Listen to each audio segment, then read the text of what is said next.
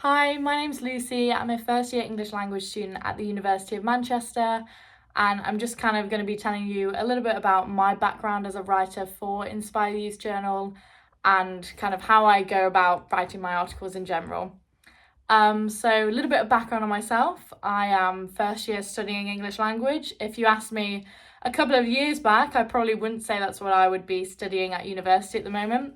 I was originally going to do law, but then I decided to go down the English route and do a law conversion afterwards, partially because I just thought the idea of studying law for 4 years would be quite long, and also because I do actually really enjoy doing English and writing and being able to put a lot of time into this newspaper and kind of inspiring young people all around the globe.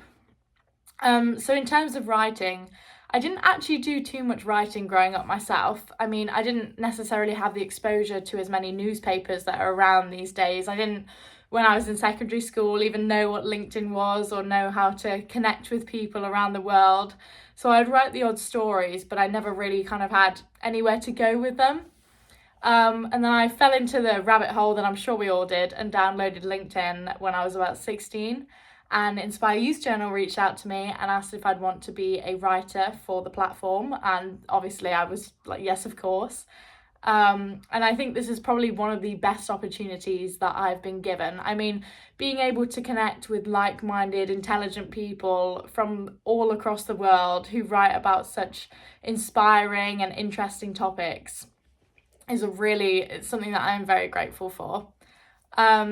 But yeah, in terms of kind of writing, I'll tell you a little bit about how I go into my own articles. So I'm a very humanities based student. I like to write about things philosophical or sociological. And I kind of like to link things back to the subjects that I did. So when I was in A level, I did history, English literature, and sociology. And I'm actually a really big fan of sociology. So a lot of my articles you will find kind of link back to that. I mean, I think my first ever article I did was on the effects of reality TV on young people and how it kind of changes your mindset that you're in and kind of feel as though you need to conform to different stereotypes, etc. And one of my most recent articles was on the gender pay gap in the UK. And I also did one on the socialisation of children in today's society. So I kind of personally like to go more on the subjective side to articles.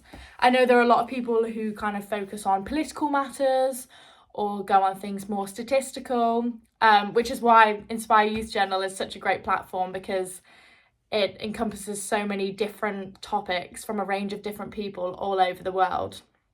But yeah, so I usually start by finding my thread.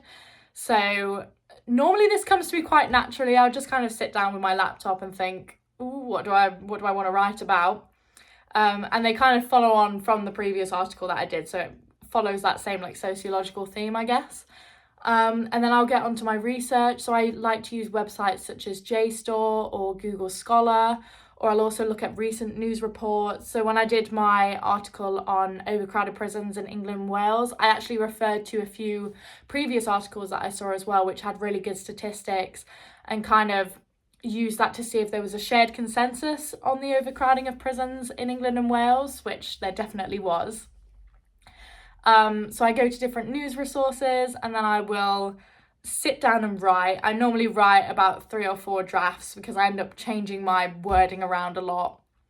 And then I'll go on to editing and presentation. I'll try and find some images or some quotes that relate to the topic that I'm discussing just to kind of make it a little bit more appealing to the eye, because your reader obviously wants to stay very engaged with your article.